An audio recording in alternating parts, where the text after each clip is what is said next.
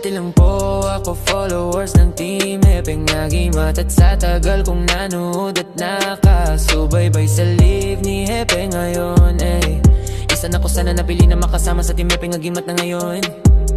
Manggamot na at si Hepe nagturo ng tamang landas na tatahakin upang maging tama ang proseso, at kahit sa kombate di umatras sa laban ni Manggaing isa. GSM, isang manggagagamot na handang tumulong sa aking kapwa. Handa ako makipagkombate kahit ako ay nagsisimula pa lamang, dahil lahat ng turo sa akin aking tutuparin. Handang tumulong nang wala hinihinging kapalit, at hindi ako pinanghihinaan na loob makapapagpagaling lang ng pasyente. At di ako nakakalimot tumawag sa 3 persona, yan ang turo sa amin ni Hepeng Agimat, at wag magtanim na